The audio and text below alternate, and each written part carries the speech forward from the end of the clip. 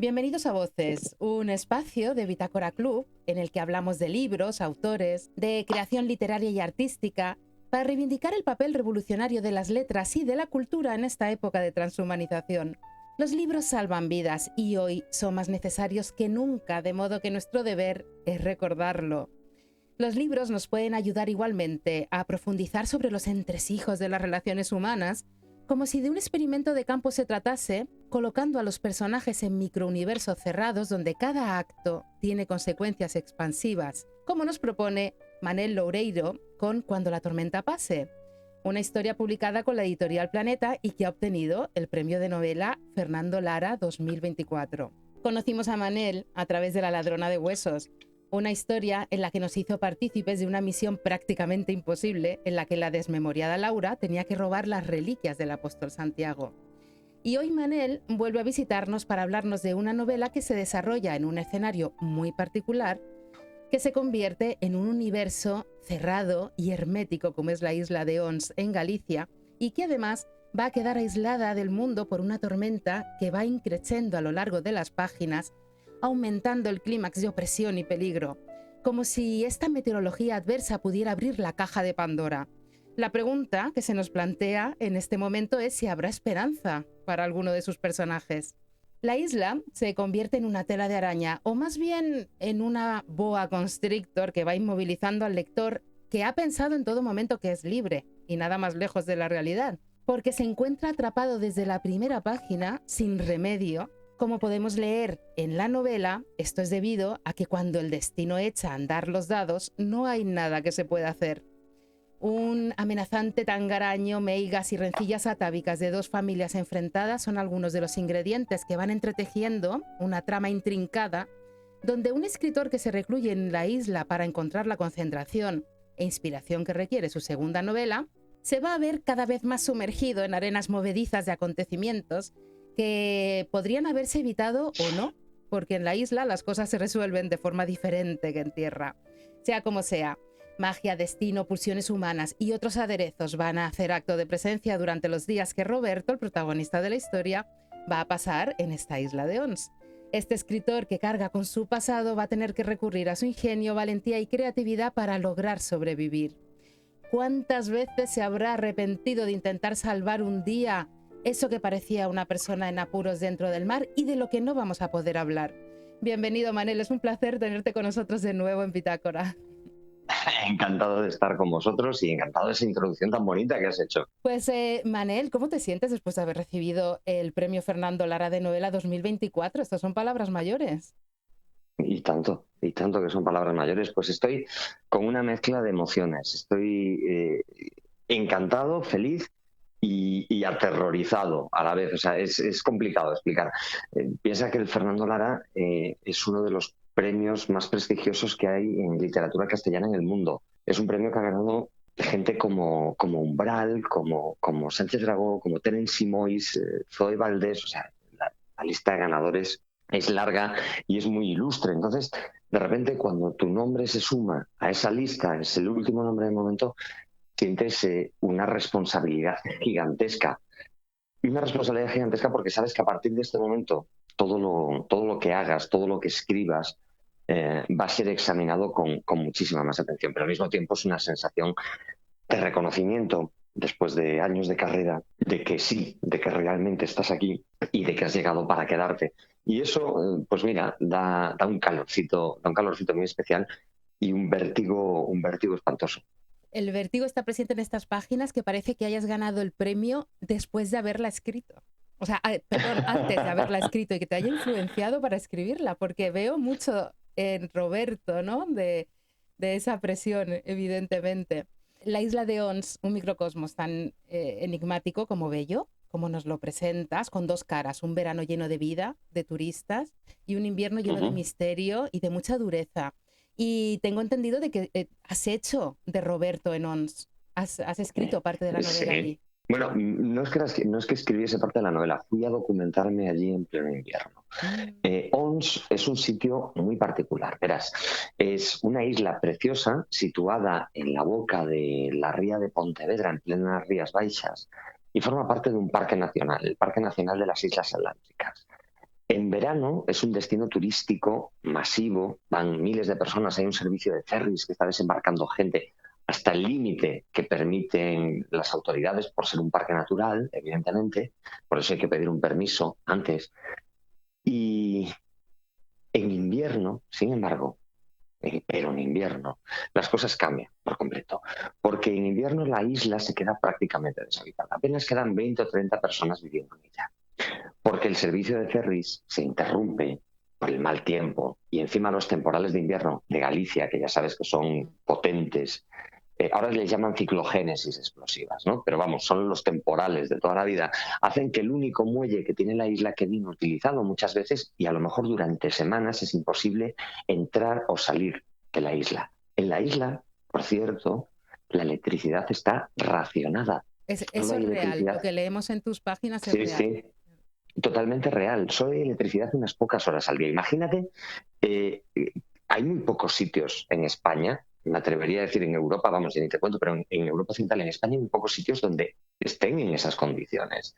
Entonces, me parecía que era el escenario perfecto, un sitio donde no tienes agua corriente, donde no tienes electricidad, donde de repente, si te has olvidado de cargar el móvil, las horas en las que había electricidad, te puedes quedar incomunicado un sitio que vive en unas condiciones más parecidas a las del siglo XIX que a las del siglo XXI, me parecía que era el escenario perfecto para contar un thriller. Y allí me fui yo en invierno, como el protagonista de la historia, yo pedí un permiso a Puertos del Estado, que es el dueño del faro, o sea, el titular del faro, el responsable del faro que está en lo alto de la isla, un faro del siglo XIX, increíble, que tiene su historia también, para irme allí a pasar unos días y documentarme para la novela. Y como Roberto Lobeira me vi de pie en el muelle de Ons, batido por las olas, preguntándome qué puñetas hacía allí, dónde me había metido.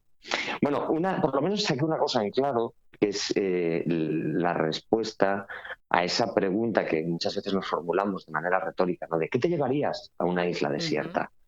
Ahora yo ya sé lo que me llevaría a una isla desierta. Gente, me llevaría gente. Es complicadísimo, complicadísimo estar solo cuando no quieres estar solo. Y en una isla donde solo hay 20 personas, a lo mejor pasas todo un día sin cruzarte con nadie durante horas y la sensación es desasosegante. Espero que no hayas hecho como Roberto y desde que hayas puesto un pie en la isla te hayas empezado a meter en problemas, porque Roberto es casi humorístico. Y Sí, mira que le es habían el, avisado, ¿eh? No te metas en líos dentro de la no te isla. metas en líos. Claro, el pobre Roberto Lobeira no sabe que está llegando a un volcán a punto de entrar en erupción. Hay dos familias enfrentadas Mm. con tensiones larvadas desde hace generaciones. Alguien más en la isla que está dejando regalos ensangrentados en la puerta de su casa, tratando de decirle algo que él no es capaz de comprender. Y por encima, si todo esto no fuese suficiente, pues tienes a una vieja medio chiflada en una esquina de la isla que dicen que es una meiga y que le habla de hechizos y de maldiciones y que a Roberto todo eso le suena chino. Y además un fardo en Galicia, un fardo, ¿eh? Ujú. Llega a la orilla flotando arrastrado por las olas. Y claro, toda esa mezcla de repente le explota debajo de las narices. Roberto Lobeira es periodista, entonces como está acostumbrado a hacer preguntas, claro, a veces hacer preguntas y repreguntar en una situación tan explosiva no es la receta más prudente, como va a descubrir él muy pronto. En mi caso no fue así. En mi caso, yo llegué a una isla donde la gente es bastante más sensata que la gente real es bastante más sensata que los que aparecen, que las familias que aparecen y cuando la tormenta pase. A mí me trataron muy bien y yo el único riesgo que corrí real fue de que pues de despeñarme por algún acantilado, por acercarme demasiado o de morir de empacho porque me daban de comer muy bien, nada más. Hablabas de la vieja loca, esa amiga, ¿no? Que vive sola, Elvira. Elvira significa mujer amable por un lado, pero también amiga de la lanza. Yo creo que le va muy bien esta segunda, Sí. este segundo significado. A medida que que vamos siguiendo a Roberto por la isla, nos adentramos en un ambiente que construyes muy bien. A mí me recuerda mucho a Lovecraft, sobre todo al cuento del extraño, que no sé si recuerdas de qué iba, que es un ser que yo sé que te gusta Lovecraft, pero un ser que vive Muchísimo. en las profundidades, en un castillo y de repente regresa, ¿no? Bueno, sale al mundo real y causa temor con su aspecto. Lo comento ligado a esa figura de Tangaraño, que no sé si nos quieres dar alguna pincelada de lo que es o lo dejamos para que lo descubran los lectores, porque es algo que nos mantiene en vilo a lo largo, pues hasta bien entrada la historia. Es algo con lo que se va a encontrar Roberto Lobeira cuando empieza a vivir esos días en la isla. Hablan de una figura extraña, de una figura casi mitológica, el tangaraño.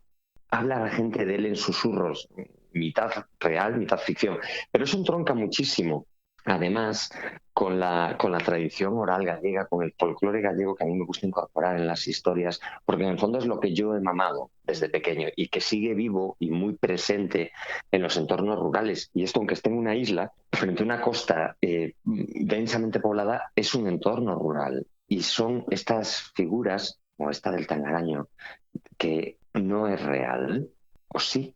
Es una respuesta muy gallega, si te das cuenta, ¿sabes? Las Sí, megas no existen, pero están ahí. a ver Y las eso águilas. obedece a esa manera de entender el mundo, de repente ser consciente de que hay cosas que no somos capaces de entender muy bien, pero que sin embargo pasan de todas formas. Y ahí es donde se va a encontrar el protagonista de la historia, cuando le están contando historias que él no se cree, pero la realidad tozuda se empeña en poner delante de sus ojos las pruebas de que eso que él no se cree, aparentemente es real. Más aún cuando tenemos un agujero del infierno, que Así, es una metáfora también, porque une la tierra con el mar y es una metáfora también de ese enfrentamiento en el que tampoco vamos a ahondar, porque no es preciso destripar aquí absolutamente nada. Pero ahora que estabas diciendo esto de que el destino, la vida, bueno, hay algo que se empeña en mostrarle a Roberto, ¿no? Que hay algo que existe. Hay una frase de Elvira que me ha gustado mucho y que dice: el mal existe sin su consentimiento, porque él le está diciendo que yo no entiendo, o sea, yo no creo en esto del esoterismo ni nada.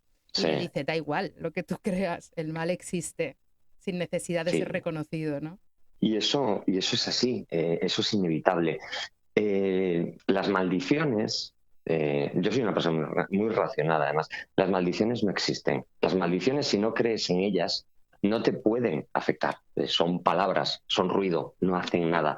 Otra cosa es que tú creas en ellas, porque en ese momento sí que te pueden llegar a hacer daño, pero precisamente porque tú crees en ellas y al final acabas entrando en un bucle retroalimentado. Eso es lo que le dice Roberto. Es decir, él no cree en las maldiciones. Ujú. Pero lo que ella le dice es que el mal, independientemente de las maldiciones y demás, es una realidad palpable que existe. Y el mal existe en muchos sitios, pero sobre todo anida dentro de ese cuarto oscuro que está en el corazón de muchas personas. Bueno, ese cuarto oscuro lo tenemos todos tenemos un pequeño cuarto oscuro dentro, lo que pasa es que es un sitio donde no nos gusta asomarnos y además lo tenemos muy bien cerrado bajo 7 llaves y no nos acercamos por ahí nunca. Hay gente a la que le gusta asomarse de vez en cuando a su cuarto oscuro y algunos directamente no son capaces de mantener la puerta cerrada. Ahí es cuando empiezan a pasar cosas y ahí es cuando los impulsos más bajos dan lugar a auténticas historias de poner los pelos de punta. Ahí tenemos la esencia del terror psicológico que está presente en cuanto la tormenta pase, en esta nueva entrega de suspense para tus lectores. Oye, describes a la editora de Roberto, Carmen Gavín, de la siguiente manera. Carmen era una mujer que cabalgaba hacia la jubilación, aunque tenía toda la intención de morir con las botas puestas detrás de su escritorio de la agencia en Barcelona. Era pragmática, cariñosa como una abuela si hacía falta y dura como un sargento de instrucción cuando tocaba. Hay aquí, además de un pequeño homenaje a tu propia editora, a Antonia Kerrigan, a quien le dedicas el libro que nos dejó en mayo del año pasado. Por supuesto que sí. Esa Gavín que aparece en el libro es como era Antonia. Antonia Kerrigan, que fue mi agente durante muchos años, era la gran agente editorial de España, formada en la escuela de Carme Balcells, la anterior gran reina. Su partida súbita nos ha dejado a todos un poco huérfanos. Bueno, la agencia Kerrigan sigue en plena forma ahora en manos de Claudia Calva y de Hilde Hersen. Pero los colosos cuando se van dejan un hueco que tarda en llenarse. Y Antonia, pues yo le debo mucho, es decir, Antonia fue quien quien con mano firme me llevó por el mercado nacional, quien me incorporó al mercado norteamericano, que es complicadísimo, quien me aconsejó muchas veces a lo largo de mi carrera. Y sí, su ausencia se nota y por eso está el libro dedicado a ella. Y por eso en un determinado momento, cuando Roberto Lobeira tiene que hablar con su agente, resulta que es una especie de proyección de lo que Antonia era y le trata como Antonia me trataba a mí. Ujú. Como en toda isla, ya casi tenemos que dejarlo aquí, tenemos un faro. Y con el faro hay un farero. Y este farero, con sus dos ayudantes, configura una microcomunidad dentro de la comunidad de la isla. Y hay una cosa muy llamativa y que me ha gustado muchísimo. Hay una biblioteca con más de 3.000 ejemplares, que es como el legado que va dejando cada farero que va pasando por ahí, va alimentándola con nuevos libros. Y esto es como un símbolo de la literatura, como elemento para la supervivencia, porque es lo que le ayuda, además de cientos de películas, a pasar mejor esos inviernos rudos en la isla. ¿Qué libro crees que nos recomendaría Álvaro Ibaibarriaga, que es el farero jefe, para acabar con esta conversación?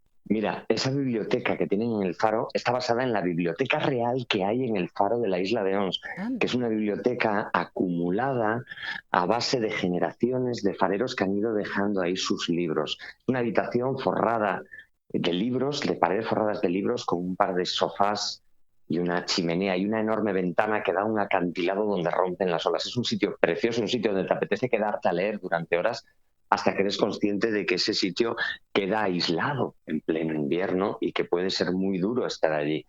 Y Ibaibarriaga seguramente, si tuviese que recomendarnos algún libro, como él es un hombre de principios férreos, aunque sean un poco torcidos en su caso, seguramente nos recomendaría que nos sumergiésemos en algún clásico. Seguramente le encantaría leer algo de Edgar Allan Poe Mm. en estas noches largas de invierno en las que la tormenta ruge fuera, hace temblar los muros del faro, el viento silba contra las paredes, la lluvia se estrella contra las ventanas y la luz en lo alto gira dando vueltas, orientando a los marineros mientras ellos confortablemente sentados leen en esa biblioteca. Vamos a quedarnos con el consejo de Baratorta para Roberto, que se puede hacer extensible a la vida. Le dice, esta isla puede ser un lugar muy duro en invierno, no se lo niego, pero también tiene mucho que ofrecer si se busca en el sitio correcto. Y eso es lo que podemos hacer todos, buscar los libros correctos, los sitios correctos, las personas correctas para que nuestra vida, a pesar de ser dura, en ocasiones pueda ser un lugar cálido y acogedor. Muchísimas gracias, Manel, por haber estado con nosotros. En Bitácora consideramos que la libertad se halla en el conocimiento, de modo que gracias por hacernos más libres con todo el conocimiento que encierra cuando la tormenta pase. Muchísimas gracias y muchos éxitos. Muchísimas gracias a vosotros. Ha sido un placer estar aquí, como siempre, y espero que nos encontremos en la próxima.